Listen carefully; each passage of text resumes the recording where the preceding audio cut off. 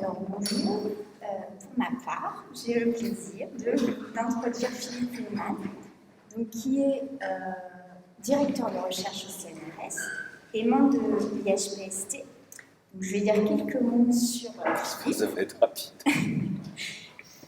Donc Philippe, en fait, a une formation initiale en mathématiques et il a rédigé une thèse sur Kant et le concept d'organisme.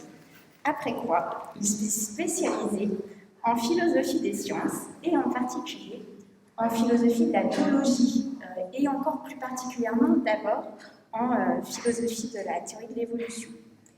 Il a également beaucoup travaillé et contribué à la philosophie générale des sciences. Donc, ce qu'on appelle la philosophie générale des sciences, c'est la philosophie des sciences en tant qu'elle aborde des questions transversales et qui ne concernent pas une science spécifique.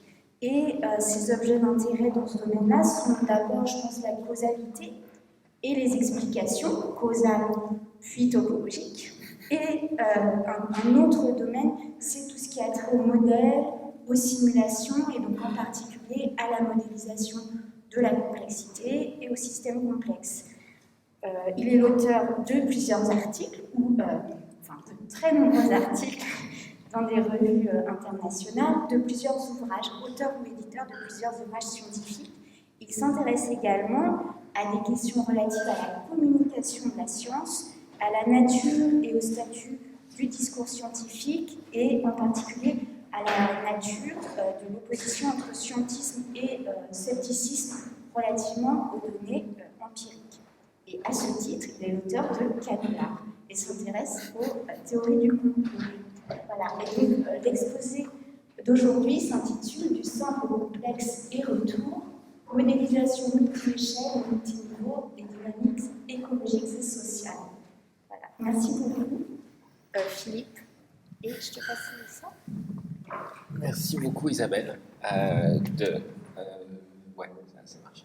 Donc c'est pas un canular hein, malgré le titre. Et le titre, on a reconnu que c'est le titre de celui qui ne sait pas très très bien ce dont il va raconter quand on lui demande le titre à l'avance, mais il se dit que bon, quand il met le plus de mots possible, il a des chances de tomber sur ce qu'il va raconter, quoi. C'est statistique. Alors, je ne connais pas grand-chose à la géographie, donc je ne vais pas en parler beaucoup. Mais je vais quand même parler de choses, me semble-t-il, qui résonnent avec des choses que Denise a présentées. Parce qu'il va s'agir de modélisation, de complexité et même éventuellement de biogéographie.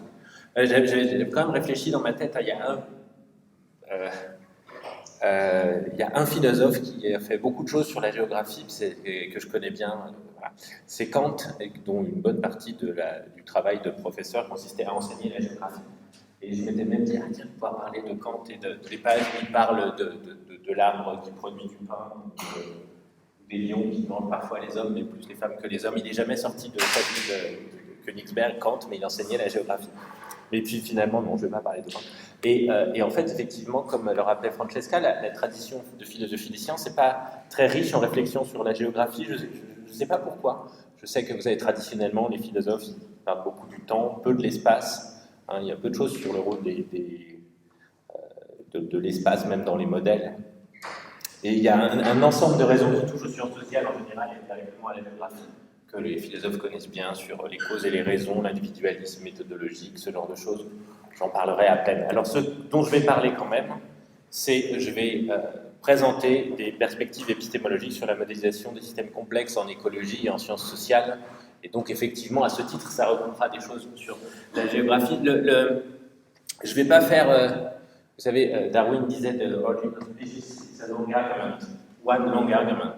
Je ne vais pas du tout faire un long argument, il n'y aura pas de thèse, il n'y aura pas de... Voilà, il y aura une présentation d'un certain nombre de choses qui m'ont intéressé ou qui intéressent des gens avec qui j'ai travaillé. Et voilà, donc autour de complexité et modèles de complexité. Et puis je vous indiquerai quand même un peu les références de si jamais vous voulez aller regarder certaines choses, ici vous avez l'impression que je dis des choses qui sont absolument infondées. Voilà, donc alors dans cet exposé un peu panoramique, je vais commencer par une chose simple, hein, qui est le modèle de ségrégation de Schelling, pour poser 2-3 des notions dont je vais parler, et puis je parlerai de découplage et de ce qui s'appelle le modèle neutre en écologie et biogéographie, et de modélisation par les réseaux et d'un certain nombre de choses qui m'ont intéressé quant aux explications qui s'appuient sur la modélisation de réseaux. Et ensuite, je m'intéresserai aussi dans ce cadre aux questions relatives au découplage d'échelle de temps. Voilà. Et la fin défendra quelque chose comme un pluralisme épistémique si j'ai la chance d'arriver à la fin. Voilà. Alors, je m'excuse par avance, il y a sûrement des choses que je vais dire qui vont sembler totalement triviales, enfin au mieux, sinon complètement fausses, à la moitié de l'Assemblée, parce que vous connaissez ça mieux que moi, mais l'autre moitié de l'Assemblée ne le connaît pas. Donc, voilà, je réclame votre indulgence quant aux morceaux de mon exposé que vous connaîtrez mieux que moi. Donc, il y a une chose qui m'a retenu, qui est extrêmement classique, hein, qui est, donc, vous savez, il y a parler à une personne, à un philosophe, en fait, il y a un moyen très simple de reconnaître un philosophe des sciences. C'est quand vous parlez de Schelling, c'est celui qui pense à Thomas Schelling, hein, celui qui a eu le prix Nobel en économie et qui a formalisé la dissuasion nucléaire dans les années 50, et pas l'idéalisme allemand qui écrit des choses obscures. Donc Thomas Schelling, il a en 66, c'est plus bon, ça a été développé après, fait ce qu'on appelle le modèle de ségrégation. Donc c'est un modèle, ça a été extrêmement important pour plein de raisons scientifiques et aussi politiques.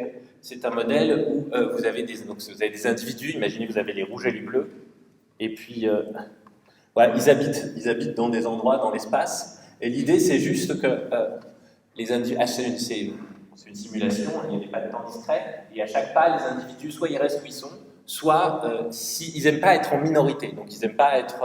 alors après, vous pouvez vous quantifier le seuil, hein, mettons qu'ils n'aiment pas être le seul rouge là où il y a 10 bleus. Si c'est le cas, ils bougent. Voilà, c'est tout.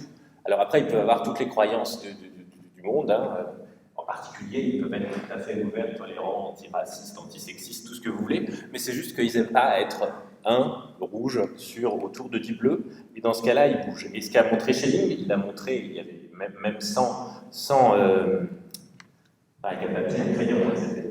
maintenant on fait ça avec les ordinateurs, mais c'est que à ce compte-là, quels que soient les croyances des individus, vous allez vous retrouver avec un espace clusterisé, c'est-à-dire ségrégé, ghettoisé, appelez ça comme vous voulez, juste les bleus et juste les rouges. Voilà. Alors bleu et rouge, ça peut être n'importe quoi, encore une fois, noir et blanc, chrétien, non chrétien, homosexuel, hétérosexuel, homme-femme, c'est vraiment pas le problème. C'est juste, l'idée c'est que vous avez cette dynamique-là qui part à partir du moment où vous avez donc un seuil de minorité au-delà duquel on se déplace, et vous allez converger vers un pattern clusterisé, dont je pense que vous connaissez bien ça pour la plupart. C'est est-ce qu'on arrive à lire enfin, quand vous regardez la littérature, le modèle de ségrégation de Schelling, il y a écrit 2000, je ne sais pas combien, enfin, il y a vraiment beaucoup de résultats.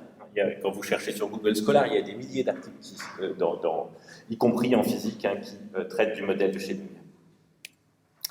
Alors, il m'intéresse parce que ce modèle, il montre un certain nombre de choses. Bon, effectivement, il montrait, alors en termes politiques, que vous avez beau faire toute l'éducation morale que vous voulez, et donc faire en sorte que les gens, dans leurs croyances, soient tout ce qu'il y a de plus ouvert et tolérant, vous ne supprimerez pas ipso facto la ségrégation, ce qui est quand même un gros résultat.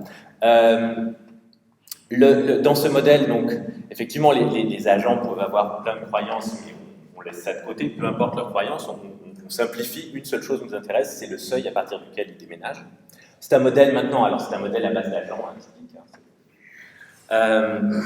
Et effectivement, Schelling a écrit un livre qui est remarquable, qui s'appelait Micromotives and Macro-Behaviors, et c'est exactement de ça dont il s'agit, hein, puisque vous avez des individus qui ont des motifs qui leur sont personnels, hein, qui ont des comportements individuels, qui peuvent être très variables, mais n'empêche qu'au niveau macro, au niveau du comportement global de la société, ça va converger vers quelque chose qui n'est absolument pas l'intention des acteurs.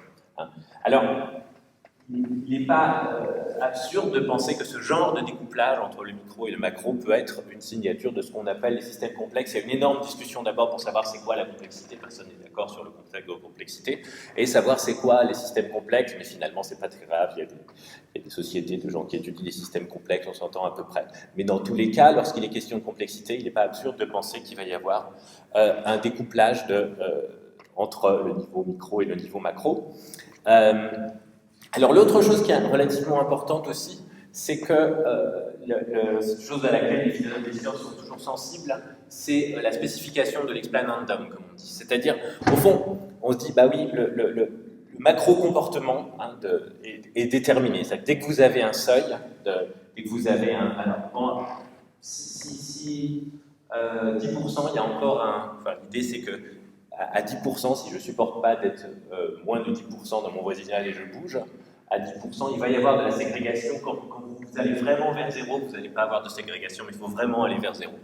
Donc, le comportement, l'état final, hein, c'est un état ghettoisé, ségrégé. Donc ça, c'est inexorable. Néanmoins, la spécification fine de l'état final n'est pas inexorable. C'est-à-dire que si vous changez vos conditions initiales, si vous changez la distribution initiale des individus, par exemple, vous avez deux choses, hein, la distribution initiale des individus et puis le seuil au-delà duquel vous bougez. Si vous changez ces deux choses-là, vous aurez des clusters. Donc ça, c'est inexorable, mais pas les mêmes. Ça, c'est imprédictible. Hein. Et l'autre chose, c'est qu'effectivement, donc la forme ségrégée est une espèce d'attracteur et il y a un bassin d'attraction et vous pouvez explorer ça, vous pouvez regarder quelles sont les valeurs du seuil qui vont faire que vous allez avoir à la fin un pattern totalement ségrégé, et puis vous pouvez regarder aussi ce qui se passe en fonction des conditions initiales. Voilà. Alors, il y a un autre concept que ceci me permet de regarder un tout petit peu, c'est le concept d'émergence. Alors, je vais aller assez vite là-dessus parce que ce n'est pas l'essentiel de ma présentation, mais c'est vrai que dans ce contexte, il y a un certain nombre de philosophes, dont quelqu'un qui s'appelle Matt Bedao dans l'Oregon, qui ont défendu un concept d'émergence qui s'énonce bien dans ce cas. On peut travailler là-dessus, mais donc si vous voulez, l'idée c'est que c'est très flou quand on parle d'émergence. On a une intuition, là on a l'intuition que la ségrégation émerge. Il y a un concept assez général d'émergence qui est méréologique ou combinatorial, en gros qui est contenu dans l'intuition que le tout est la somme plus que la somme des parties. Et puis quand on travaille un peu ça, on se rend compte que c'est pas forcément un bon concept, en particulier parce qu'il y a très peu de propriétés qui vont apparaître pas émergentes. Il y a un article qui a été influent de William Wimsatt où il montre que si vous appelez agrégatif le contraire de émergent, en gros la seule propriété qui est agrégative c'est la masse. Voilà. Donc autrement dit, à peu près tout est émergent et ça rend trivial le concept d'émergence. Et c'est généralement pas ce qu'on veut quand on est philosophe et qu'on s'intéresse à l'émergence. Alors que dans le cadre de choses comme le modèle de Schelling, des modèles à base d'agents ou d'automates cellulaires, on peut définir quelque propriété qui est le fait que quelque chose d'émergent, si et seulement si, ne s'atteint que par simulation. C'est-à-dire que si vous entrez les conditions initiales et les paramètres, vous essayez de dériver analytiquement l'état final, vous ne pouvez pas. Et ça spécifie une classe de système, et il n'est pas déraisonnable d'appeler ces systèmes, en tout cas d'appeler les systèmes dans lesquels ça arrive, des systèmes susceptibles de présenter des propriétés émergentes. Voilà, donc si vous voulez, l'un des intérêts pour moi, c'était pour aller vite fait là-dessus, ça a été que des simulations comme le modèle de Schelling permettaient aussi, pour un philosophe des sciences, des définitions un peu opératoires de concepts notoirement flous comme l'émergence. Bon, alors, ce qui va me retenir beaucoup plus là, c'est le découplage entre le micro-niveau et le macro-niveau, et je vais en dire un certain nombre de choses à partir de quelque chose d'assez précis qui est l'écologie. Bon, tout le monde ne va pas rire à mais je me dis que c'était le jour d'écologie théorique. Hein. Et en particulier, ce qui s'appelle la théorie neutraliste en écologie, et je vais vous dire ce que c'est.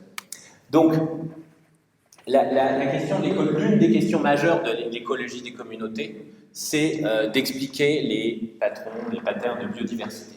Pourquoi il y a, par exemple, beaucoup plus d'espèces sous les tropiques qu'au pôle Nord? Pourquoi il y a telles et telles espèces à tel endroit? Comment varie la relation entre le nombre d'espèces et la surface, la surface couverte? Et comment, par exemple, comment sont distribuées les espèces? C'est-à-dire combien vous avez... Donc l'abondance des espèces, c'est le nombre d'individus par espèce. Donc comment sont distribuées les espèces selon leur abondance? Donc là, vous avez les scarabées dans la Tamise. Hein. Vous regardez combien il y a d'espèces qui ont un individu, combien il y a d'espèces qui ont 3 individus, combien il y a d'espèces qui ont 5 individus, etc. Et vous vous rendez compte que c'est une courbe qui décroît comme ça. Et généralement, très généralement, c'est la même courbe. Il y a une petite discussion, une grosse discussion sur l'interprétation, c'est en log normal, parfois en log serré. Et la question, c'est pourquoi. Et il y a une grosse controverse là-dessus. En fait, si vous voulez, intuitivement, donc pensez intuitivement à l'écologie, vous pensez à la forêt tropicale, vous dites, bah voilà, en gros, telle espèce d'arbre est plutôt bonne quand il n'y a pas beaucoup de lumière, donc vous allez trouver quand là où c'est très ombragé, elle est plus adaptée. Telle autre espèce d'arbre est plutôt bonne quand c'est très éclairé, et ainsi de suite. Et c'est comme ça que vous expliquez la distribution, donc la distribution de l'abondance des espèces. Et alors, ça s'appelle, la base de ça, c'est l'adaptation, donc la sélection naturelle. Et en écologie, on appelle ça modèle de niche, parce que la niche, je viens dans 2 secondes, en gros, est déterminée par la sélection naturelle. Alors, à ces modèles relativement intuitifs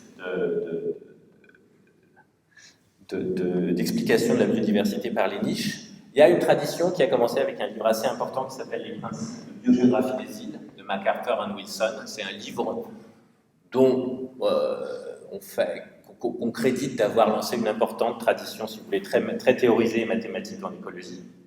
Et ils sont plutôt de ce côté-là. MacArthur et Wilson, qu'est-ce qu'ils font? Ils se demandent donc comment se distribue la diversité des espèces, comment varie en particulier le nombre d'espèces par rapport à la taille, quelle est la taille du territoire, quels sont les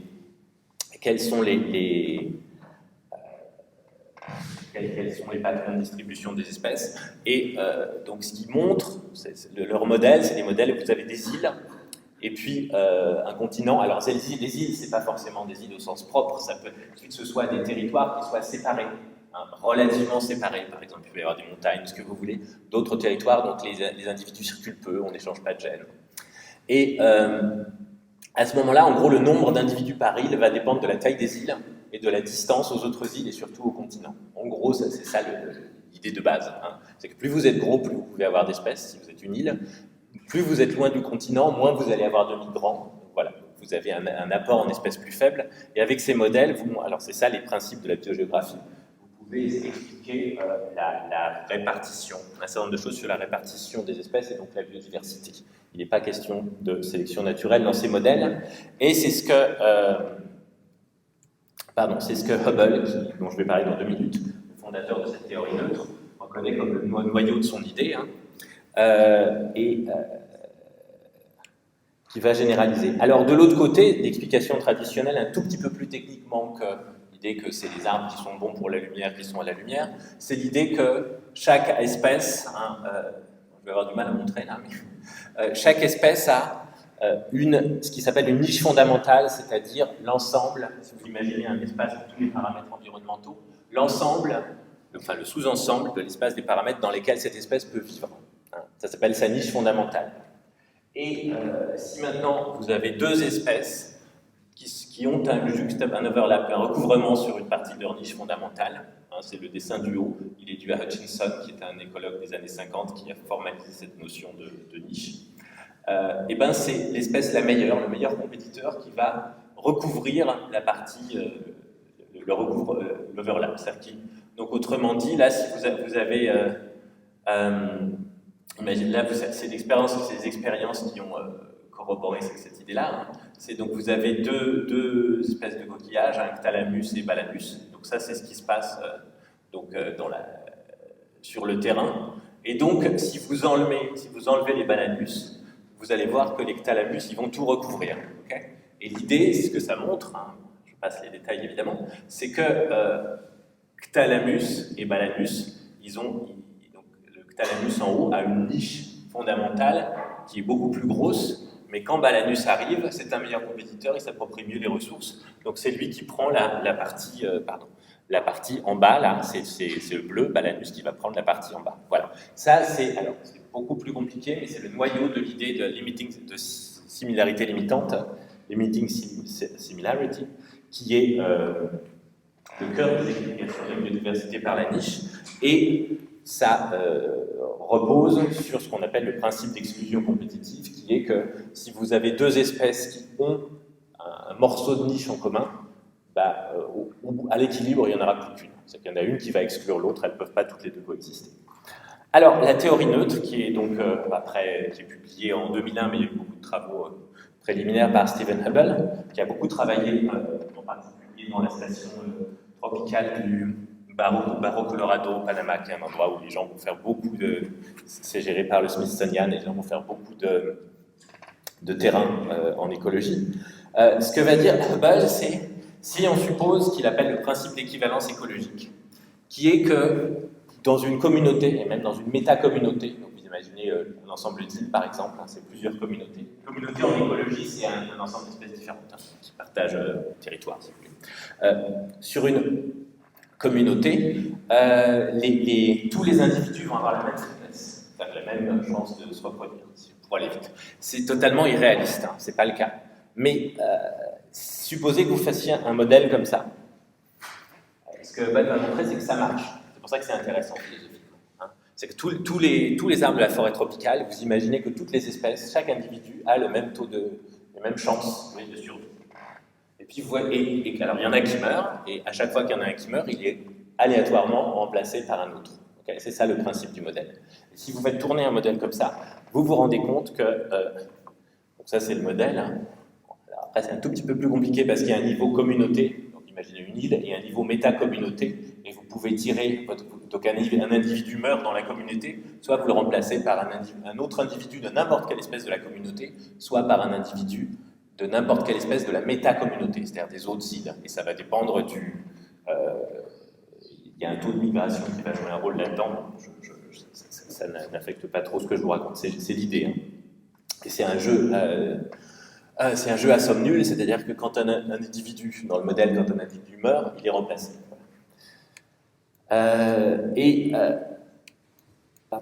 Voilà. Et la théorie neutre, alors il y a deux choses à dire. La première chose, il y a beaucoup de gens qui connaissent la théorie neutre en évolution. C'est des années 60, ça a été développé par un généticien japonais qui s'appelle Moto Kimura. C'est extrêmement important et c'est la théorie qui modélise donc la composition de notre génome hein, en supposant qu'il n'y a pas de sélection, si vous voulez.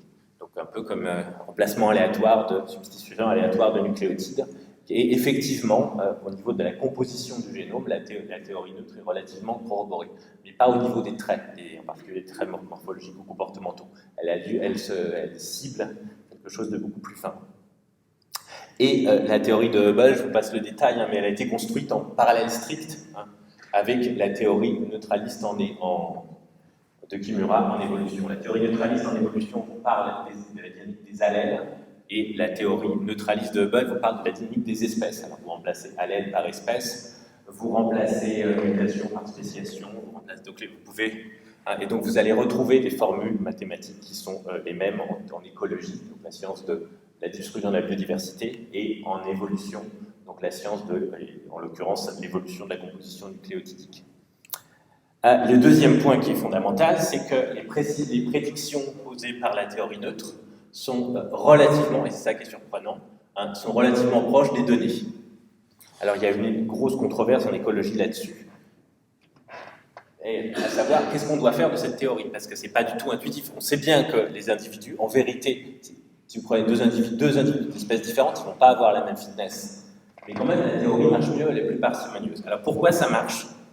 Il est question, en l'occurrence, du découplage des dynamiques à l'intérieur de l'espèce et entre les espèces, dans la communauté et la métacommunauté. C'est pour ça que je voulais parler de cet exemple, qui je trouve par ailleurs passionnant. Autrement dit, si vous prenez une espèce, une population d'une espèce, son évolution, assez souvent, est dirigée par la sélection naturelle. C'est ce que nous dit la théorie de l'évolution depuis toujours. C'est-à-dire que, par exemple, si vous changez les paramètres environnementaux, vous pouvez vous attendre à des individus qui seront... les individus majoritaires vont présenter des traits qui seront adaptés à ces nouveaux paramètres environnementaux. Mais maintenant, imaginez que vous avez une communauté, c'est des centaines, voire des milliers d'espèces. Quand vous avez des milliers d'espèces, l'idée c'est que il va se passer une sorte d'égalisation de la fitness entre les différentes espèces. Tout se passe comme si la sélection allait se faire dans un sens dans une espèce, dans un autre sens dans une espèce, pour être très très grossier, dans un autre sens dans une autre espèce, et vous allez avoir une égalisation de la fitness. Donc tout se passe comme si au niveau de la communauté, les fitness étaient les mêmes. Alors un tout petit peu plus précisément, il y a une chose qui est assez importante dans chacune des... en évolution, c'est ce qui s'appelle l'histoire de vie. S'il y a une chose qui est déterminée par l'évolution, c'est quand l'évolution, et en général la sélection naturelle, dans une espèce, quand est-ce que l'espèce, la durée de vie des individus, quand est-ce qu'elle se reproduit. Vous avez, je sais pas, des poissons, des saumons, ils naissent, et puis ils vivent un certain temps, et ils se reproduisent et ils meurent à ce moment-là. Vous avez d'autres espèces qui se reproduisent plusieurs fois par saison. Vous avez des espèces qui se reproduisent, qui continuent à survivre alors même qu'elles ne se reproduisent plus. Ça s'appelle l'histoire de vie. Et ça, c'est étudié par des modèles fondés sur la sélection naturelle. Les espèces différentes, dans une même communauté, vont avoir des histoires de vie différentes. Et si vous imaginez l'ensemble des espèces réparties dans un espace et le nombre de descendants sur le nombre de descendants que chacune des espèces contribue dans la communauté sur une durée assez longue, vous allez avoir en gros des trade-offs, des compromis entre toutes les espèces. Là, il y en a une qui va faire, je ne sais pas moi, 2 descendants tous les ans, et puis il y en a une qui va faire et vivre 8 ans, et puis il y en a une qui va faire 16 descendants au bout de 3 ans et mourir. Vous imaginez, je ne sais pas, un saumon et puis un saumon, un bonobo, mais ça ne va pas vivre ensemble. Mais c'est cette idée-là. Vous avez des milliers d'espèces. Donc vous allez avoir ces compromis-là, et in fine, tout va se passer comme si tous les individus avaient le même nombre avaient la même fitness, c'est-à-dire le même nombre de descendants attendus. Et alors, ça c'est une première explication de pourquoi ça marche, et l'autre explication vous dit que l'effet de la sélection, il y a la sélection naturelle dans chaque population, okay. Mais il y a une autre chose qui a lieu dans une communauté qui est la dispersion. En particulier, toutes ces études de théorie neutre sont beaucoup faites sur la forêt tropicale, sur les récifs de coraux. Il y a pas mal de dispersion, la dispersion des graines des arbres. Et la dispersion est relativement limitée, vous pouvez le mesurer. Et l'autre explication de pourquoi cette théorie neutre est si prédictive, c'est que vous allez avoir un arbitrage entre sélection à l'intérieur d'une population et dispersion sur toute la communauté. Donc c'est pour ça que je vous parlais de cet exemple-là, parce que c'est le noyau de l'explication de pourquoi cette chose si intuitive qui est le principe d'équivalence écologique s'avère si explicatif. C'est parce que vous avez des découplages entre le niveau de la population d'une certaine espèce et le niveau de toute la communauté, fondé sur un certain rapport entre sélection et dispersion. Alors, ça pose plein de questions philosophiques. Alors, la question philosophique majeure, les deux questions philosophiques majeures, c'est est-ce qu'il faut prendre le modèle neutre parce qu'il ne fait pas appel à la sélection naturelle et que donc il est plus parcimonieux? Et l'autre question, c'est est-ce que ce modèle neutre est plutôt une hypothèse sur ce qui se passe, ou est-ce que c'est une hypothèse nulle par rapport à laquelle on teste les hypothèses de niche qu'on aurait. Bon, je passe un peu ça, le débat est toujours ouvert, mais c'est vraiment un débat sur dans quelle mesure le découplage entre, donc là c'est le niveau d'une population, le niveau de toute la communauté, et puis le niveau de la métacommunauté, dans quelle mesure ce découplage joue un rôle dans le type d'explication qu'on peut avoir. Alors, la question philosophique qui suit de là et qui est, je suis neutre là-dessus, c'est juste une hypothèse. Donc, ce que je vous disais, c'est qu'au niveau d'une espèce, c'est la sélection qui gouverne la dynamique. C'est la base de la théorie évolutive, c'est que assez souvent, la sélection gouverne la dynamique. Au niveau de la communauté ou de la métacommunauté, ce que je viens de dire, et si Hubble a raison, c'est que c'est assez souvent les effets stochastiques. Alors, on appelle ça parfois dérive écologique. Les effets stochastiques en biologie évolutive, ça s'appelle la dérive génétique. Par analogie, on va appeler ça la dérive écologique. C'est ces effets stochastiques qui gouvernent la dynamique. Alors, si maintenant on pense à l'ensemble des niveaux, si vous voulez, vous avez des dynamiques à l'échelle moléculaire, le changement des nucléotides, des génomes au cours du temps, sur de très longues durées.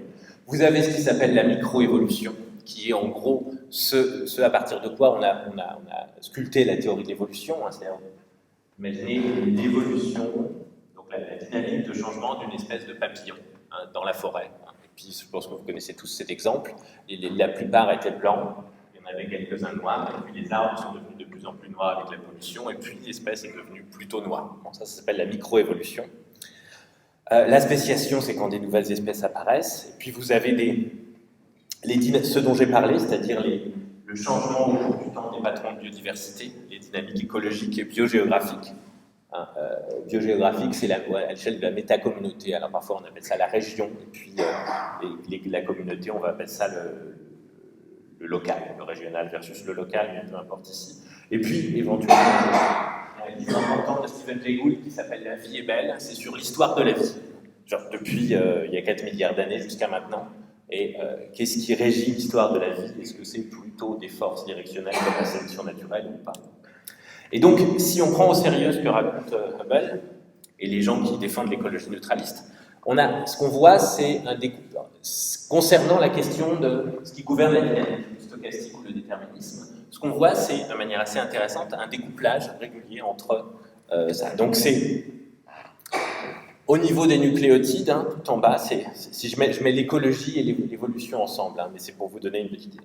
Donc au niveau des nucléotides, c'est ce que dit Kimura, c'est foncièrement stochastique. Hein, donc aussi au niveau des gènes. En revanche, vous avez les niveaux intermédiaires, qui sont les niveaux qui ont intéressé Darwin hein, et les gens qui font la théorie de l'évolution. Hein. Donc le niveau des organismes, le niveau de l'évolution des organismes, le niveau de l'évolution des espèces, c'est dirigé par la sélection naturelle, c'est donc relativement déterministe. Alors on peut évidemment discuter sur le sens précis de déterminisme. Là je le prends en un sens très simple. Si j'ai une population de bactéries et que je change un paramètre environnemental, c'est-à-dire je les restreins en sucre, en glucose, dans un certain temps, au bout de 1000 générations, je vais avoir des bactéries différentes qui seront meilleures pour métaboliser le glucose. C'est ça ce que j'entends par déterministe, là je ne rentre pas dans la technicité. Et au niveau des communautés, d'évolution, de la dynamique de l'évolution des communautés, de la diversité dans les communautés, et au niveau de l'évolution des écosystèmes, et au niveau, donc, si Hubble a raison, ça c'est stochastique, c'est plutôt stochastique. Donc c'est comme si vous avez une bande de niveaux intermédiaires, qui encore une fois sont les niveaux que Darwin et les darwiniens ont analysés, hein, où la sélection naturelle régit tout, vous êtes déterministe, et puis au-dessus et en dessous, en termes à la fois d'échelle spatiale et d'échelle de temps, au-dessus et en dessous, vous avez des dynamiques stochastiques. Voilà. Alors peut-être que ce genre de question a des parallèles en géographie, je ne sais pas, mais c'était juste une petite supposition. Alors,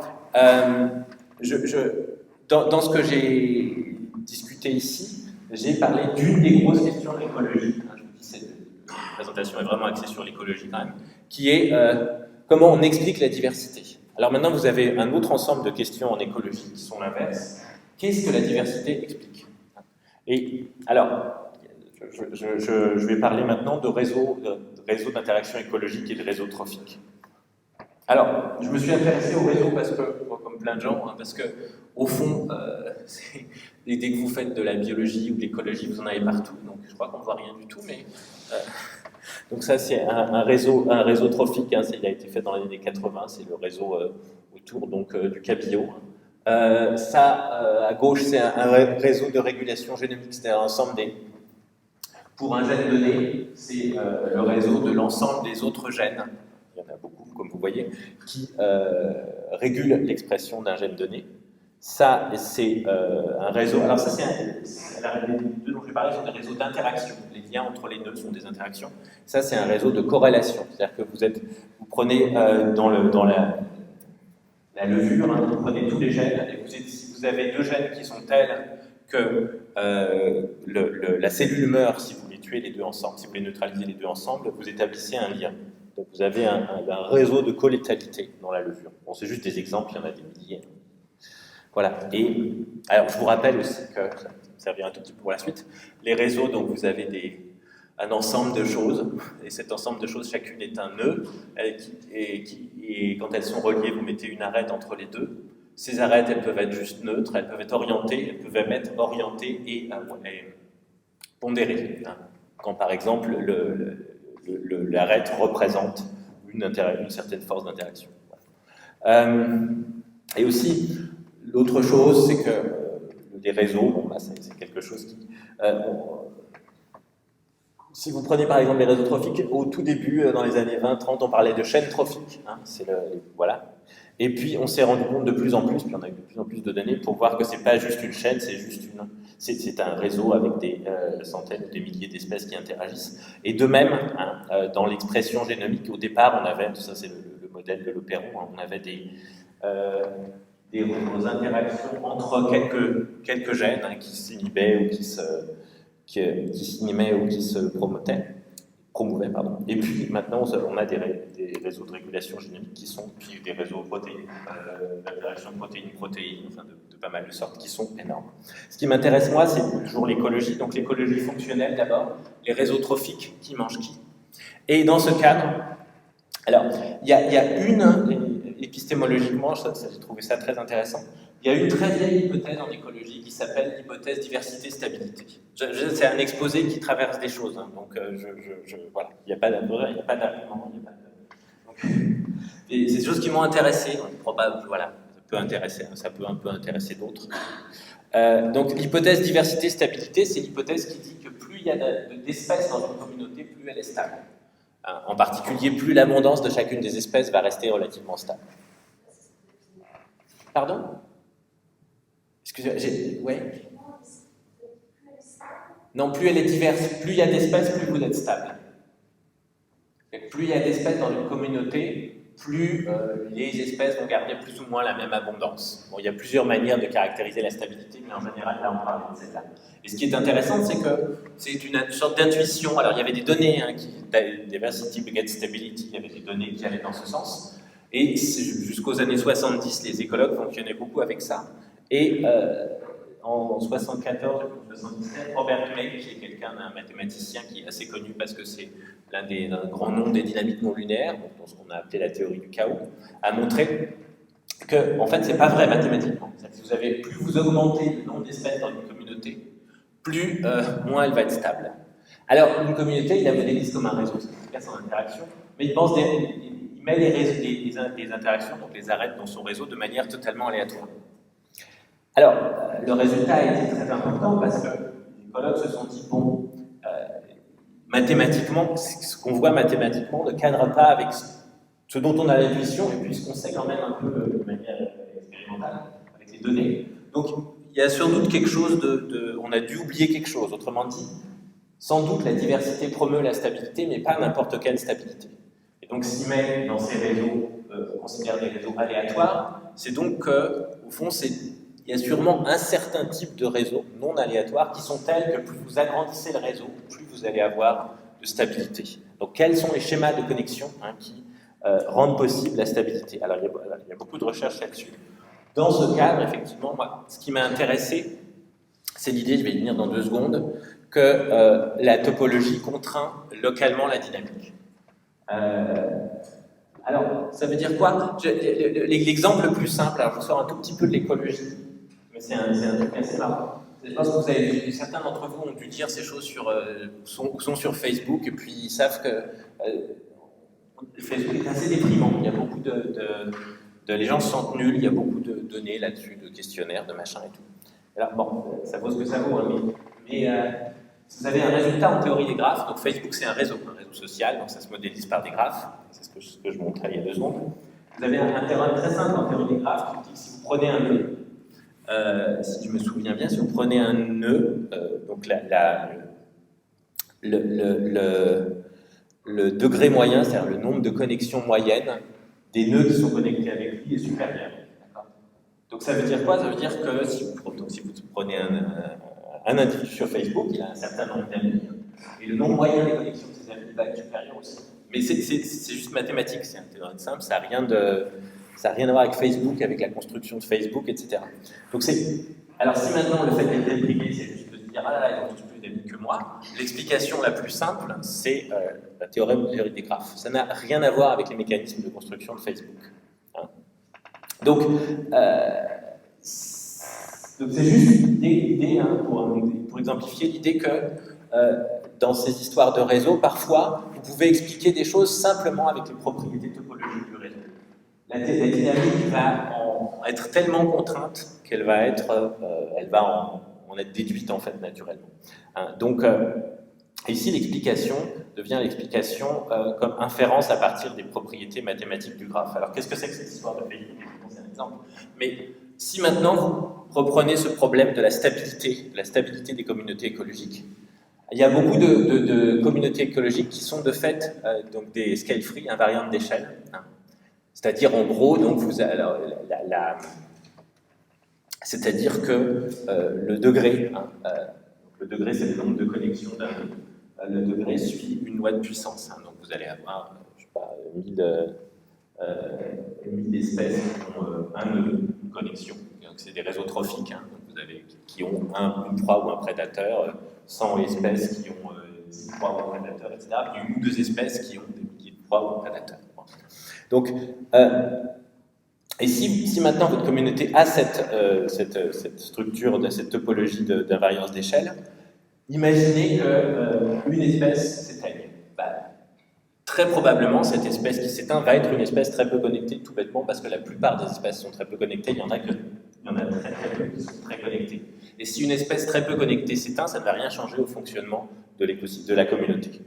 Donc, de ce type d'explication, à ceci d'intéressant qu'on déduit purement de la topologie la propriété en question qui est la stabilité de la communauté. Et donc ce qui explique qu'une communauté est stable, c'est pas juste la diversité, c'est la diversité structurée par un réseau trophique qui est invariant d'échelle. Bon alors dans le détail, ils ne sont pas invariants d'échelle, mais ils ont souvent une invariance d'échelle tronquée, donc c'est pas faux, pas complètement faux, même quand on regarde dans le détail. Alors, du point de vue de la philosophie des sciences, cette chose est intéressante parce qu'il se trouve que depuis une dizaine d'années, professionnellement, les philosophes des sciences s'occupent beaucoup de ce que c'est que la nature d'une explication scientifique, et depuis une dizaine d'années, effectivement, il y a un grand mouvement assez fort et qui présente beaucoup d'arguments pour dire que les explications scientifiques consistent à dévoiler des mécanismes. Et dans il y a un livre important de Stuart Brennan qui s'appelle Néo-mécanisme de l'année dernière et un de Kramer and Darden qui s'appelle In Search for Mechanisms de 2013. Dans ce cadre, c'est intéressant de montrer qu'il y a des explications qui en fait ne sont pas des explications qui dévoilent des mécanismes, au contraire qui sont relativement indifférentes aux mécanismes sous-jacents. Alors, bon, je vais essayer d'expliciter ça, mais je vais passer assez vite. Donc, l'explication topologique, c'est l'explication où la topologie joue un rôle explicatif. Elle ne sert pas juste à décrire, elle est ce à partir de quoi on infère la chose qu'on veut expliquer. Et puis ça peut se généraliser, parce que les propriétés topologiques, c'est des propriétés mathématiques. Donc on peut généraliser ça à des explications où d'autres types de propriétés mathématiques jouent un rôle explicatif et non descriptif. J'appelais ça explication structurale, mais ça vaut ce que ça vaut. Et de fait, il y a depuis 2-3 ans de plus en plus de gens en philo des sciences qui s'occupent de... Alors, chacun a le nom qu'il veut, explication non causale, explication mathématique, etc. Mais des explications dans lesquelles, en fait, les mécanismes, il ne s'agit pas de trouver un mécanisme. Alors, c'est quoi le contraste ici? Le contraste ici, c'était entre... donc, vous avez un réseau, pardon pour l'anglais, un réseau invariant d'échelle. Et donc, du fait que la probabilité d'une extinction, qu'une extinction va très probablement ne rien changer à la plupart des espèces, la communauté est relativement stable.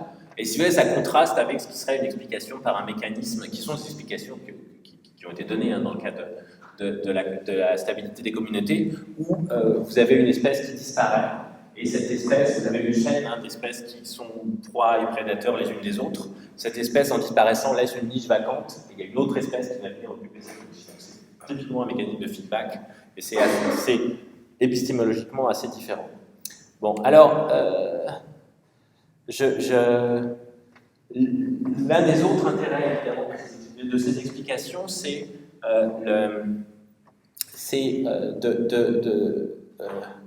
d'indiquer des explications. Alors, on parlait des réseaux Small World, Petit Monde. Il se trouve qu'effectivement, alors le réseau invariant d'échelle dont j'ai parlé, il a été montré que, en fait, l'un des processus pour avoir un réseau invariant d'échelle, c'est ce qui s'appelle l'attachement préférentiel. C'est-à-dire que plus vous êtes connecté, plus vous avez de chances d'avoir une nouvelle connexion. C'est le principe de la distribution de la richesse. Plus vous êtes riche, plus vous allez avoir de l'argent parce qu'on va vous en prêter, par exemple. ou de la célébrité, ou de la citation. Enfin, ça c'est dès que vous avez des mécanismes comme ça, vous allez avoir des réseaux invariants d'échelle. Il y a un autre réseau qui est assez fréquent, qui est donc le réseau Petit Monde, qui est un réseau qui est tel que on peut le construire en ayant un réseau, un réseau qui est un réseau régulier, comme à gauche, hein, et puis vous tirez quelques liens de manière complètement aléatoire, et vous allez avoir un réseau comme celui en bas qui est Petit Monde, c'est-à-dire qu'à la fois, il y a des modules qui sont répartis en clusters, et à la fois, chaque nœud est relativement proche d'un autre nœud. C'est-à-dire qu'il n'y a pas beaucoup de nœuds entre deux nœuds donnés, il n'y a jamais beaucoup d'intermédiaires. Alors, donc on les construit comme ça. Et ce qui est intéressant, c'est que les réseaux de petits mondes, vous en avez énormément en écologie, vous en avez en biologie, il y a beaucoup de réseaux métaboliques dans les cellules qui sont petits mondes, de réseaux de régulation génomique qui sont petits mondes, le réseau en neurosciences, hein, qui sont montrés dans ton monde, qui sont small world. Et si vous avez un œil évolutionniste là-dessus, vous allez vous dire, ah bah oui, c'est quand même bien fait, parce que vous avez un compromis optimal entre deux choses, la modularité, quelque chose d'intéressant pour un système complexe, parce que si vous êtes modulaire, ça veut dire qu'en gros, vous allez être assez robuste, parce que bon, on peut continuer à fonctionner même si un module ne marche pas. Et puis l'intégration ou la transmission des informations, parce que tout nœud est relativement proche d'un autre nœud. Donc vous avez une sorte de compromis optimal entre les deux, et ça expliquerait que dans la nature, et même pas que dans la nature, il y a énormément de réseaux qui soient petits mondes. C'est pas parce que c'est... Et donc, ce point évolutionniste, vous allez dire, c'est le résultat de la sélection naturelle. C'est pas complètement évident, parce que d'abord, il faut confronter ça à une hypothèse nulle et montrer que, par exemple, dans la situation qu'on étudie, le réseau petit monde n'est pas la chose qui se construirait totalement spontanément. Voilà, donc c'est une question ouverte. Alors, dans ce qui... J'avais prévu beaucoup trop, évidemment, mais je vais passer ça, cette histoire de découplage, et je vais en venir à ce qui m'intéressait. Là, c'est pareil, c'est relativement ouvert, mais ces explications de type, les réseaux petits mondes, on les trouve partout. Et alors ça, c'est un papier de May, donc, qui est justement ce mathématicien qui a fait l'écologie, hein, Levin et Sugiura, qui sont des écologues éminents, comme on dit, et il s'appelle Ecology for Bankers, c'est un papier de 2006. Et il montre au fond les systèmes d'économie financière et les écosystèmes pourraient être présentés exactement les mêmes réseaux. Vous avez, par exemple, vous avez dans les systèmes financiers, vous allez avoir des hedge funds, des banques, des assurances, tout un tas de types d'individus, donc de types de nœuds. Et vous pouvez les mettre en relation, en correspondance avec des réseaux, des communautés écologiques, et puis les conditions sous lesquelles ces communautés écologiques vont avoir des réseaux d'interaction qui les rendent stables vont être les mêmes pour les systèmes financiers. Et alors, l'idée qui est développée ici, c'est que ces explications, par exemple, partie des explications de la stabilité, sont génériques, hein, c'est-à-dire qu'elles ne dépendent pas du domaine ontologique dans lequel le réseau qu'on considère est réalisé. Hein. Et pourquoi c'est le cas? Parce que si à chaque fois, quand vous expliquez à partir de propriétés des réseaux, c'est les propriétés mathématiques qui sont explicatives, les propriétés mathématiques ne sont pas, en tant que propriétés mathématiques, dépendantes du domaine ontologique considéré. Donc, l'idée, c'est qu'on a, à partir de là, des explications qui sont génériques, hein, comme les explications comme ce qu'on peut tirer comme conséquence des réseaux de type small world. Alors, là, par contre, je vais dépasser un peu. Enfin, je ne sais pas si j'ai des compétences, mais là, en tout cas, je les dépasse.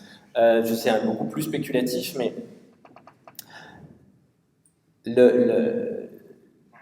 le contexte de ce que je vais dire là maintenant, c'est que, en gros, quand vous avez des explications structurales possibles, c'est-à-dire comme les explications topologiques, hein, éventuellement avec des propriétés mathématiques ou topologiques, vous allez avoir de la généricité. Bon. Et en fait, c'est à partir de là que se construit une sorte d'équivalence entre éventuellement des explications de systèmes sociaux et des explications de systèmes naturels. Hein. Donc, et en généralisant même au-delà de ce que je racontais sur les réseaux, si vous pouvez, par exemple, le modèle de Schelling dont je parlais, Il a été montré, c'est un papier de Kierman et je ne sais plus qui, de 2006, je crois que vous pouvez le généraliser, il devient une instance de modèle plus générale. Donc ça, c'est le principe du modèle de Schelling. Vous allez déménager selon votre degré de rareté dans le carré local par rapport à vos voisins. Vous pouvez en considérer une version continue, hein, et donc c'est pas le nombre de voisins, c'est l'angle. Hein, vous n'avez plus un cube, là vous avez un cercle continu, et donc selon l'angle occupé par les voisins qui ne sont pas comme vous, si cet angle excède une certaine valeur, vous allez déménager, sinon non. Et ils ont montré que ce type de modèle est exactement les mêmes genres de modèles que vous avez, des modèles que vous avez, que vous auriez en physique, où au lieu que ce qui est indexé dans le modèle de Schelling, c'est l'utilité, hein, quand votre utilité décroît quand vous avez trop de gens pas comme vous autour de vous. Bah là, au lieu que ce soit vous concevez ça non pas comme de l'utilité, mais comme l'inverse de l'énergie dans ce modèle continu. Et puis vous allez expliquer des choses qui sont en fait des choses de physique à partir du modèle de Schelling. Et ça, c'est l'autre exemple. Bon, alors c'est pareil, c'est complètement spéculatif ce que je dis, mais alors, quand vous êtes biologiste et que vous vous occupez des comportements collectifs, il y a une chose qui est toujours fascinante, c'est les oiseaux, hein, les vols groupés d'oiseaux, ou les bancs de poissons, hein, qui ont l'air d'être toujours groupés, d'éviter les obstacles en groupe, de suivre une certaine trajectoire, etc. Alors, il y a une simulation qui est la simulation de Reynolds, qui date des années 80, qui montre qu'avec 3 principes très simples, complètement locaux, de suivre le voisin le plus proche, d'être orienté vers d'être orienté vers ce que vous percevez du groupe, et puis de garder une certaine distance minimale avec les autres. Vous faites une simulation avec des individus qui ont ce comportement-là, ils vont reproduire exactement le vol groupé des oiseaux, ou le vol ou la trajectoire des bancs de poissons. C'est même avec ce genre de programme qu'on fait les poissons dans les dessins animés, genre Nemo et tout ça. Donc, alors évidemment, ce que ça vous montre pas énormément de choses, ça vous montre plus qu'on n'a pas besoin de contrôle central pour avoir un comportement collectif comme ces oiseaux. Ce qui a été montré au-delà de ça, c'est que en gros, et je vais passer ça assez vite, mais on peut formaliser ça avec un certain type d'équations, qui sont des équations de Turner. Je passe très vite là-dessus. Et ces équations sont analogues aux équations de Navier-Stokes qui régissent l'hydrodynamique. Et en fait, c'est comme si ça réalisait cette intuition que quand vous avez donc vos oiseaux, là, vous imaginez qu'ils deviennent de plus en plus fins, de plus en plus petits, puis vous allez vers l'infini en fait. Vous allez vers l'infini. Vous allez avoir un comportement que vous imaginez, qui va ressembler au comportement d'un liquide en fait. Et donc, ce que ces équations traduisent, ce que l'analogie avec les équations de Navier-Stokes traduisent, c'est que l'écoulement le comportement collectif des oiseaux, si vous passez à la limite d'un nombre infini d'oiseaux, vous avez quelque chose qui ressemble à un liquide. Alors, vous avez un certain nombre de travaux, par exemple, sur les flux, c'est ce qu'on appelle maintenant les flux piétonniers, hein, qui appliquent ce genre de... Voilà. Donc, pour moi, c'était un bel exemple de généricité.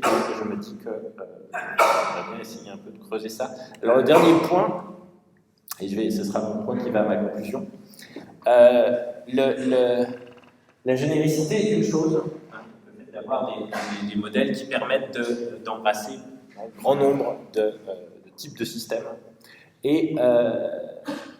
Mais c'est une valeur épistémique et pas une autre. Donc il y a un article important pour les écologues qui est l'article de Richard Levins qui s'appelle Strategy of Model Building in Ecology, qui a été beaucoup repris par les philosophes des sciences, où ce que Levins dit, c'est que vous avez réalisme, prédiction ou précision, mais c'est à peu près pareil dans le contexte, et généricité sont 3 valeurs épistémiques différentes. Et que vous ne pouvez pas les maximiser tout ensemble. Hein. Donc, pour être... vous imaginez voilà, vous avez par exemple des proies et des prédateurs. Alors, si vous pouvez faire un modèle avec des renards et des lapins. Et donc, vous allez entrer des informations sur les renards et les lapins, leur cycle de vie, leur longévité, leur fertilité, etc. Vous allez être réaliste. Vous pouvez essayer d'être très général. Et donc, vous allez faire des équations de Locke, etc. Vous allez bien spécifier sur lapins et les renards, et vous pouvez avoir une théorie très forte des relations de proie-prédateur, et même des théories encore plus fortes, parce que le cas Volterra, ça peut modéliser aussi la compétition. Donc vous allez avoir des théories extrêmement générales. Ou alors vous voulez être précis, parce que vous savez que si vous avez une chose avec les proies-prédateurs, c'est que si vous tuez, c'est ce qu'on montre en agronomie, si vous tuez par exemple tous les insectes, vous mettez avec un insecticide très fort et vous les tuez tous, en fait il va en rester 2 ou 3. Donc ce que vous allez faire, c'est que vous allez affamer les prédateurs des insectes qui vont plus rien à manger, qui vont tous mourir, et puis votre population d'insectes va repartir. Donc si vous voulez éviter ça, il faut avoir des modèles assez précis qui vont vous dire en gros à quelle quantité d'insectes je dois tuer pour que vraiment tuer tous mes insectes et pas juste booster les insectes. Voilà. Donc ça veut dire que vos modèles ils peuvent être soit réalistes, soit ils ont 3 valeurs: généricité, généralité ou généricité, réalisme et précision. Et ces 3 valeurs, vous ne pouvez pas les maximiser tout en même temps. Donc les thèses de Levins dans cet article, qui encore une fois est assez important pour la modélisation, d'une part c'est que vous avez nécessairement des compromis entre ces valeurs, et d'autre part c'est que, alors ça c'était la thèse plus forte, c'est que les propositions vraies, c'est les propositions qui sont soutenues, qui dérivent de modèles qui sont différents et qui ont des trade-offs différents. Avec ce raisonnement que si vous avez une proposition à laquelle vous accédez par des voies qui sont indépendantes les unes des autres, elle a plus de chances d'être vraie que si c'est une proposition à laquelle vous n'accédez que par une voie possible. C'est l'idée de robustesse et donc l'idée d'analyse de robustesse. Alors, les modèles, les propriétés génériques, en partie les propriétés génériques qu'on montre, par exemple en analysant des réseaux et en analysant des propriétés de réseaux qui sont values dans plusieurs types de systèmes possibles, semblent bien correspondre à des modèles très génériques. Et donc vous n'avez pas beaucoup de réalisme à en attendre. Voilà, donc ça c'était un petit point sur l'idée que plus vous êtes générique, plus effectivement vous allez avoir des modèles qui peuvent perdre du réalisme ou de la précision, et que donc ils doivent être complémentés d'autres modèles si vous voulez dire quelque chose sur un type de système précis. Alors la conclusion, je déplie un tout petit peu ça. Il y a énormément de modèles, alors là c'est très, très généraux, souvent c'est fait par des gens qui viennent de la biologie, en particulier des études des populations, c'est chose qui s'appelle la cliodynamique, c'est-à-dire une espèce de science mathématisée très très générale sur par exemple l'évolution de la guerre et de la violence dans l'humanité, sur l'évolution de la richesse dans l'humanité. Donc vous avez beaucoup des modèles qui tournent. Alors, ça c'est Generative Social Science, donc c'est de la sociologie fondée sur des simulations,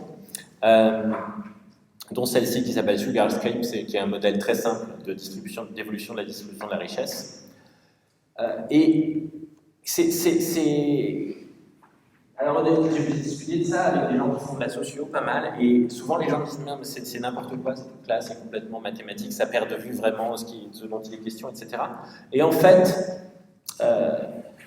je pense que si on les replace dans cette histoire de triangle de valeur épistémique de Levins, encore une fois, c'est pas une thèse très compliquée que je dis, ces modèles sont beaucoup plus sur l'axe de la généralité que par exemple une étude sociologique des guerres dans l'Empire romain. Et que donc, ils peuvent éventuellement retrouver des modèles ou des théories plus réalistes, mais pas beaucoup plus que ça.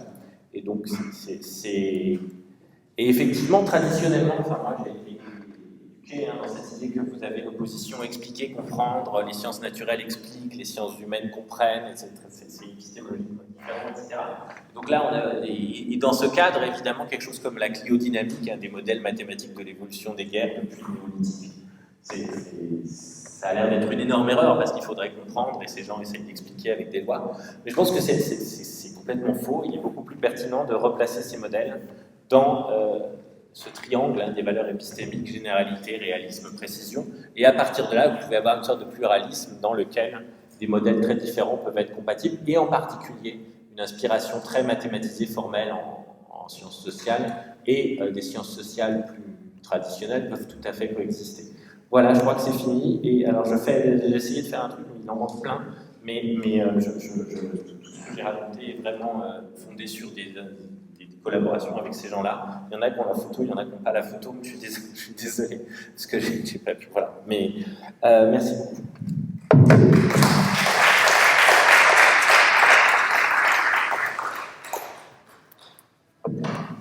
Je vais m'occuper de distribuer la parole. Ouais. Qui voudrait poser une question?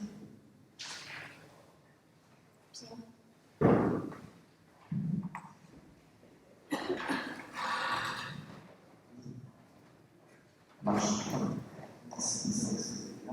Je voulais une précision sur votre conclusion quand on parle de remplacer les positions traditionnelles en perspective par l'anti-nécessité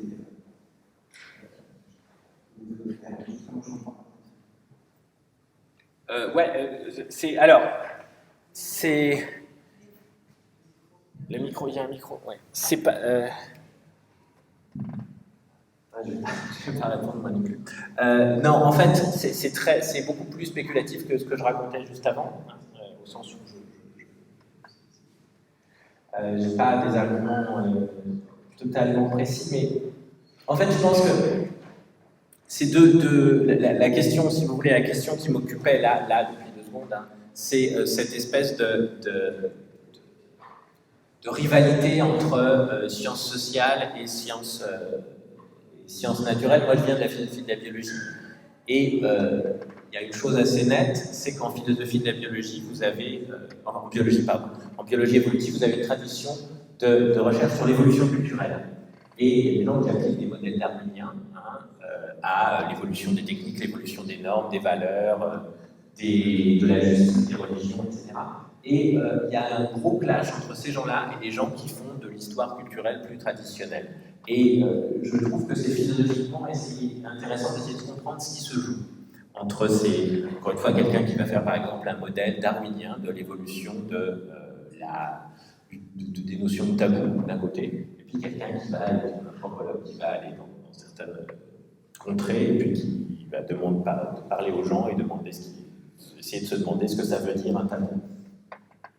Et alors, il y a une tradition qui remonte à petite taille au moins, dans laquelle on dit les sciences sociales, il y a Geisteswissenschaften et Naturwissenschaften, c'est les sciences de la nature, on explique, et assez souvent on entend par expliquer quelque chose comme trouver les lois, et puis les sciences de l'esprit, les sciences sociales, on comprend, c'est-à-dire on essaye de se mettre à la place de l'autre, on essaye de reconstituer le sens de ce que pour lui sa pratique avait, même implicitement.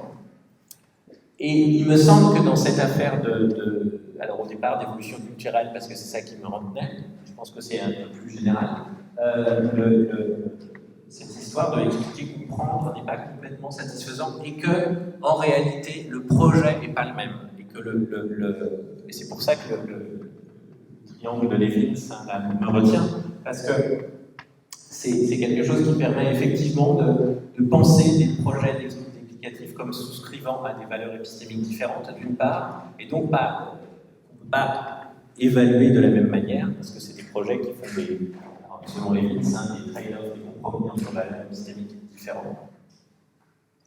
Et puis aussi, ce que je parle, l'un des noms des gens qui font ces modèles, type évolution de la warfare, de la guerre, c'est quelqu'un qui s'appelle Peter Churchill, et il vient complètement de la biologie évolutive, c'est un généticien des populations, et il apporte un type de modélisation de la génétique des populations.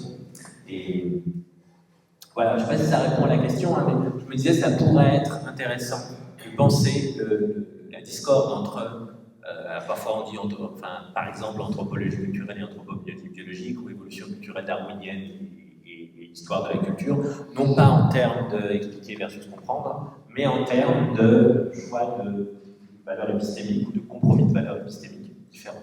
Voilà. Merci. J'ai une question, je pense qu'il y a plein de points communs entre la conférence et notamment cette création, ce qui se passe au passage du micro au macro, par exemple, ou encore la question de Leibniz, et donc on va poser la question de savoir quel type de modèles sur les modèles utilisés par le monde humain. Moi, j'avais une question plus sur l'explication topologique sur laquelle tu as travaillé. Donc, là, tu nous as parlé du fait que c'est la diversité structurelle de la topologie qui explique la stabilité. Est-ce qu'on pourrait voir aussi, est-ce que la topologie peut aussi expliquer, c'est un peu naïf aussi, une dynamique d'évolution? Pourquoi un système évolue d'une certaine façon à cause de sa topologie? Donc, est-ce qu'on pourrait, c'est une question aussi pour Madame Dumas, est-ce qu'on pourrait expliquer l'évolution des villes par la topologie de leurs interactions? Je pense que je voudrais peut-être dire un mot, mais en fait, l'histoire de la stabilité, des stabilités des communautés, etc., c'est un exemple très simple, c'est pour ça que je le simplifie même, mais c'est un exemple où la dynamique, où effectivement la propriété topologique est à elle-même explicative. Dans la plupart des cas, vous avez des systèmes, donc les choses interagissent, éventuellement il y a une topologie du réseau d'interaction. C'est pas forcément une topologie spatiale, c'est qui interagit avec qui. Et cette topologie peut contraindre la dynamique. Par exemple, dans le cas d'évolution de l'altruisme, ce qui est un truc qui intéresse beaucoup les évolutionnistes, il y a un mécanisme d'évolution de l'altruisme, c'est que plus les altruistes vont être en position d'interagir avec des altruistes, plus la propriété d'être altruiste peut évoluer. Parce que c'est un grand mystère pour les évolutionnistes, parce qu'a priori, la sélection naturelle devrait avoir balayé tous les altruistes. C'est-à-dire tous les individus qui sont tels que leur comportement font augmenter la faiblesse des autres et pas la leur. Sauf si les altruistes ont tendance à interagir avec des gens comme eux. Et donc, effectivement, la structure d'interaction des individus au sens général, pas les humains, la structure d'interaction des individus peut avoir un très grand rôle parce que c'est elle qui peut justement assurer que les altruistes vont interagir avec les altruistes. Et une fois que les altruistes interagissent avec les altruistes, vous avez un mécanisme qui est lancé qui fait que la fréquence des altruistes va pouvoir augmenter. Voilà. Donc c'est un cas intéressant où si vous modélisez l'évolution de l'altruisme, par exemple, sur des réseaux, en fait, la topologie du réseau va jouer un très grand rôle et va pas déterminer la dynamique, mais la contraindre d'une certaine manière. En fait. Le cas que je donnais, c'est un cas extrême où, si vous voulez, la propriété d'être un réseau scale-free détermine complètement le résultat, quoi, la propriété qui nous intéresse. C'est pour ça que je prends cet exemple. Dans la plupart des cas, ce n'est pas complètement déterminé, mais la topologie contraint fortement la dynamique. Voilà. Mais quand la topologie contraint totalement la dynamique, elle est explicative à elle seule, et philosophiquement, c'est ça qui m'intéresse. Je ne sais pas si j'ai répondu. Denis? Je pense que mon exemple de l'altruisme qui survit sa relative faiblesse par justement une coopération avec les semblables, c'est quelque chose de très intéressant. Et en termes de topologie contraignant les évolutions, on peut penser, en ce qui concerne les villes, à des régulations, des systèmes de règles qui sont donnés sur les relations d'interaction, comme par exemple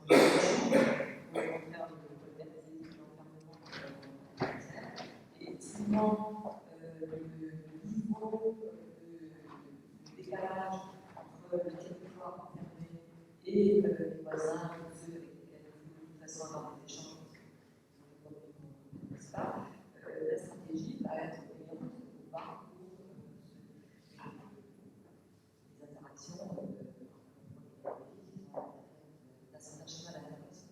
Donc, à la fois, on ne peut pas dire que la topologie, c'est-à-dire la configuration de la dynamique, soit complètement responsable de la dynamique seule, mais c'est quand elle est couplée avec, quand les topologies, c'est un réseau, c'est des liens, et quand ce que représentent les liens ont le pouvoir d'intervention sur l'évolution de c'est en fonction de ça que la technologie peut devenir plus ou moins contraignante, et donc jouer un rôle dans l'évolution. Je ne pense pas qu'on puisse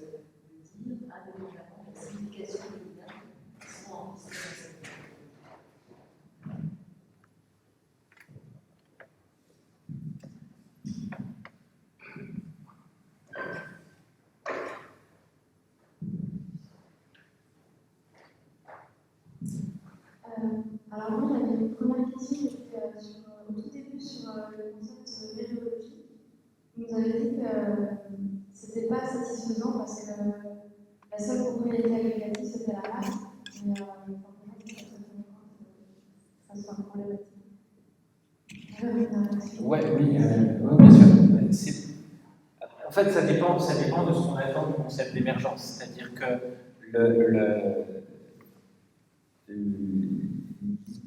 l'idée des gens qui promeuvent ce concept, c'est souvent que il y a un certain nombre de situations où on a des propriétés qu'on a envie d'appeler émergentes, mais que ces situations ne sont pas la norme, ne sont pas tout le temps là. Et ce qui était intéressant avec le papier de Wimsatt, c'était qu'il montrait que, en gros, les propriétés agrégatives, c'est des propriétés qui sont telles que quand vous rajoutez des parties, vous allez avoir une sorte d'alpha. En gros, ça ressemble à l'additivité. Si vous rajoutez des parties, vous allez avoir la même chose. Vous allez augmenter en proportion du rajout.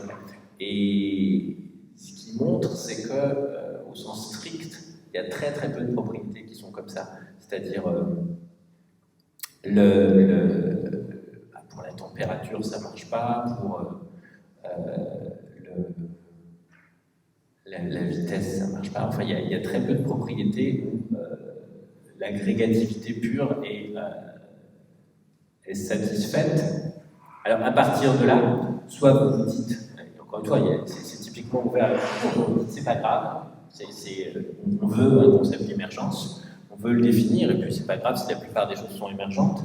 Soit vous vous dites que le concept d'émergence est quand même conçu pour faire sens de situations où notre anticipation, qui est que la connaissance, en gros la connaissance totale du micro-niveau, ne permet pas de déduire le macro-niveau ou de faire en sorte que la macro-niveau se réduise au micro-niveau. Donc le concept d'émergence vise à penser ça, et donc c'est des situations qui ne sont pas les situations usuelles, entre guillemets.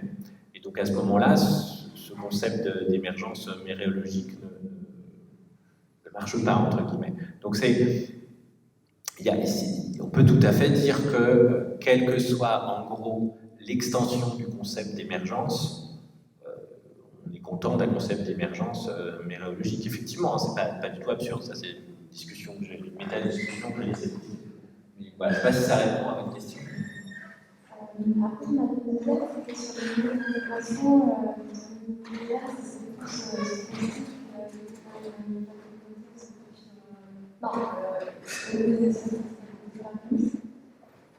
et donc là, ce que j'ai vu également, c'est le déterminisme, c'est vraiment la sélection naturelle. Les forces collectives sont aussi stochastiques à mon avis.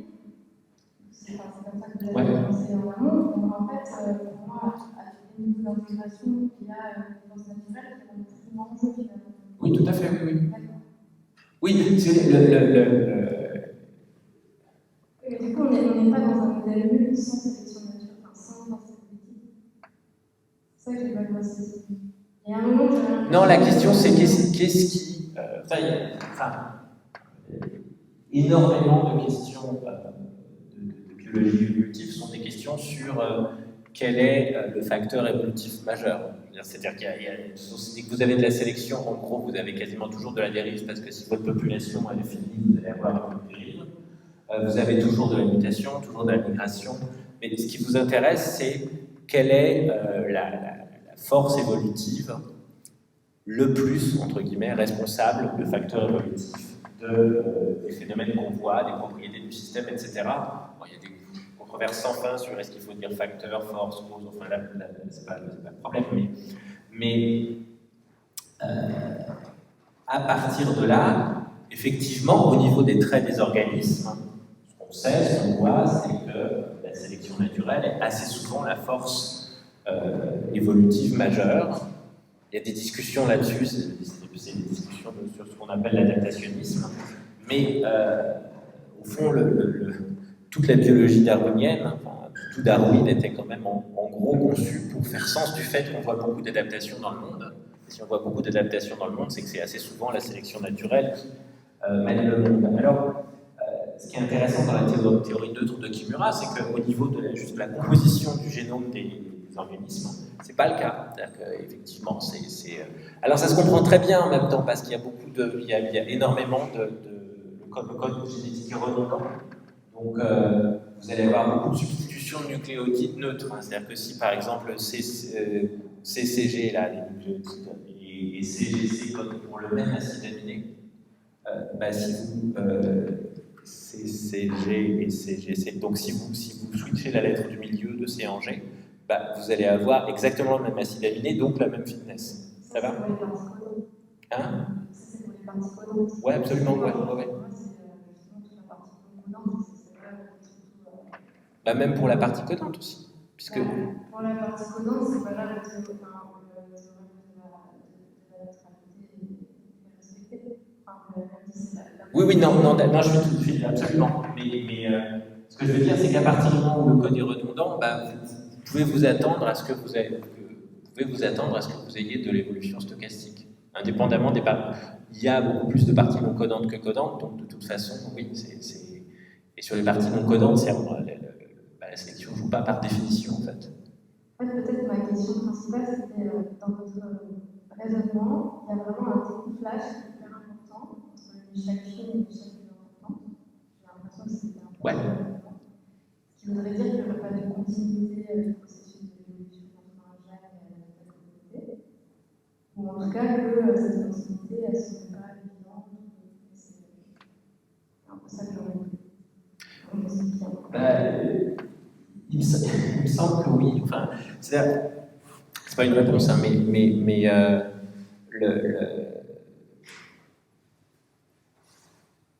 si vous voulez, ontologiquement, entre guillemets, l'un des apports des modèles neutres, aussi bien en écologie qu'en évolution, c'est la suggestion qu'il existe certaines échelles des processus évolutifs qui sont en gros tout le temps les mêmes, mais quand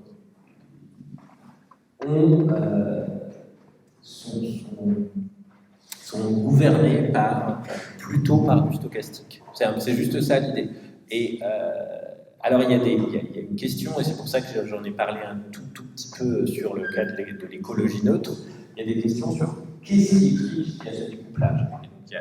C'est ces histoires d'égalisation de la fitness qui fait que effectivement vous avez beau avoir la sélection naturelle qui gouverne complètement la dynamique d'une population, c'est pas pour ça que si vous avez 267 populations d'espèces différentes, plus d'ailleurs, la sélection naturelle va tout gouverner. C'était ça mon point en fait. Après, je sais parfaitement qu'il y a des gens qui pensent que soit le modèle neutre de Hubble en écologie n'est pas du tout c'est juste une hypothèse nulle, on ne peut rien en conclure sur le monde, soit ils pensent qu'en biologie évolutive, la théorie neutre, c'est aussi juste un modèle nul, une hypothèse nulle, ou alors qu'on a de plus en plus, on a des tests beaucoup plus fins qu'à de Kimura, et donc on peut tout à fait montrer qu'une énorme partie du génome, en particulier du génome humain, que les neutralistes pensaient être neutre, en fait, il y a un signal de sélection dessus. Donc c'est sans doute, par exemple, des gènes qui codaient pour la résistance à tel et tel parasite qui n'existe plus depuis des dizaines ou des centaines de milliers d'années. Mais quand même, c'est le résultat de sélection. Donc, voilà. C'est pour ça que ce que je disais était un peu hypothétique. Mais c'est sans doute ce que quelqu'un comme Gould avait dans la tête. Alors, il parlait d'histoire de la vie à grande échelle. Donc, il y a dans mon diagramme, il devrait y avoir deux fourches, une qui va vers les écosystèmes, et les métacommunautés des écosystèmes, et une autre qui va vers la macro-évolution, c'est-à-dire l'apparition l'apparition des cordées, l'apparition des glidaires,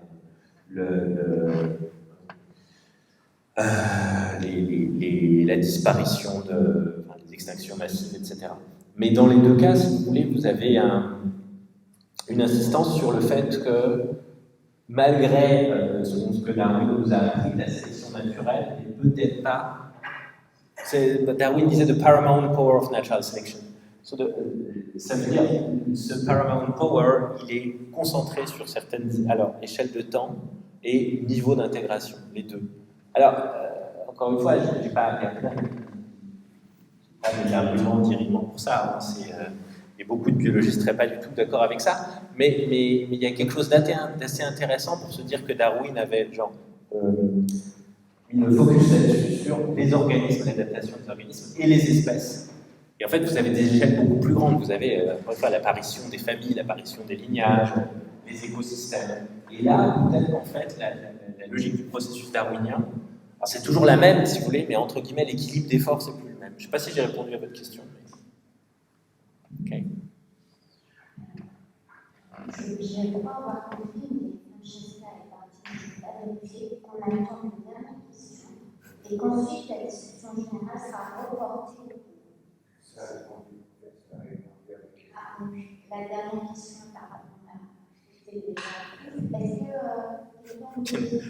Une méta-dernière question. Voilà. Vous avez le dernier mot et ensuite ce sera le mot de la discussion générale. Oui, merci bien. Juste une question, je n'ai pas eu bien justement, est-ce que tu penses à un rapprochement ou est-ce que ça n'a rien à voir avec les explications mathématiques quand on disait dire des qualités, puisqu'en fait c'était la topologie différentielle, ce n'est pas la topologie algébrique, peut-être les graphes, c'est la topologie algébrique. Oui. Donc est-ce que tu proposes quelque chose qui est en lien avec ça ou ça n'a rien à voir? En fait,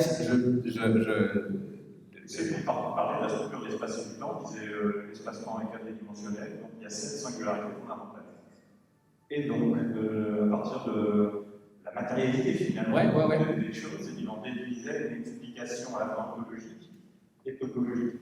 Alors, en fait, tiens les deux comme ça. Bon, déjà j'y connais rien. Déjà, ça a limité la portée de ma réponse. Mais je vous traite très vaguement René Thom, tout ça, mais je ne voudrais pas quand même en parler. Mais en revanche, dans cet exposé, je parlais de topologie des réseaux. Il se trouve que topologie, c'est beaucoup plus large, mais c'est la même famille. Mais moi, je parle de cette famille, la topologie au sens topologie et théorie des graphes topologiques. Donc il y a plein de propriétés topologiques qui sont des propriétés de variété à partir desquelles on peut dériver un certain nombre de choses. Et c'est ça qui m'intéresse. Par exemple, j'avais une chose que j'avais étudiée, c'était les paysages adaptatifs, les paysages de fitness, et des topologies au sens banal, strict. Et effectivement, l'idée c'était, alors l'exemple qui m'intéressait, c'était des développements récents dans des paysages adaptatifs. Vous avez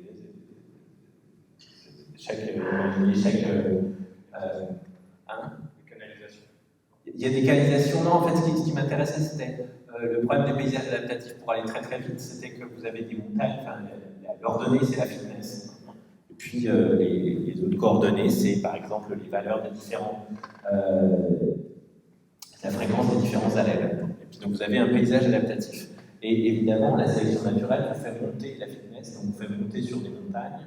Vous avez un problème très simple qui est quand vous avez, si votre population est montée sur un optimum local de fitness, elle est coincée. Parce qu'il y a une montagne de l'autre à côté, s'il n'y a que la sélection naturelle, elle ne pourra pas y aller. Et Stuart Wright, qui est l'inventeur entre guillemets de paysage de fitness, avait une théorie assez complexe qui s'appelait Shifting Balance Theory, pour dire que vous pouvez atteindre l'optimum global de fitness que si vous avez une séquence de sélection, dérive et migration. Donc vous êtes sur un petit pic local de fitness, puis vous avez la dérive génétique, donc votre fitness va baisser parce que c'est de la dérive, puis vous allez aller dans une vallée proche d'un autre paysage, d'un autre pic plus élevé, puis là la sélection va vous faire monter, et ainsi de suite.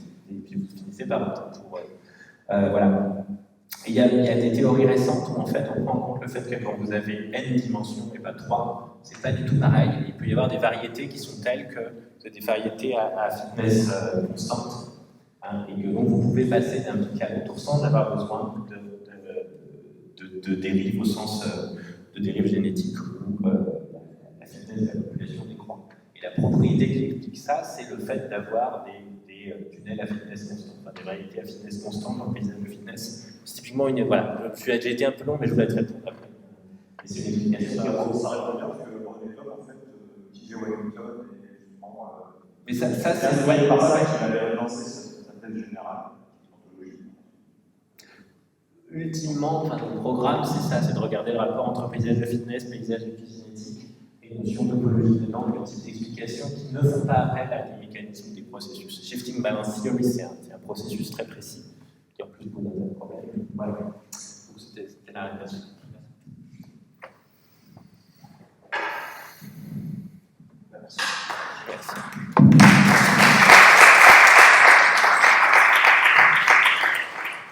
Merci Philippe. Donc, je vois qu'il est déjà 6 heures, donc je pense qu'il y a un petit peu toujours au premier étage. Et donc, j'espère qu'on pourra continuer ceux et celles qui vont rester à discuter de cette conférence. Je remercie très chaleureusement les deux orateurs pour cette conférence.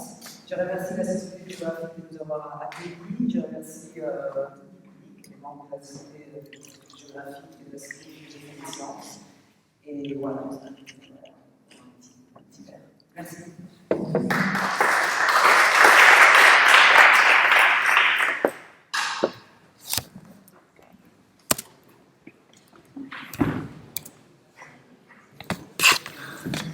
Ça va?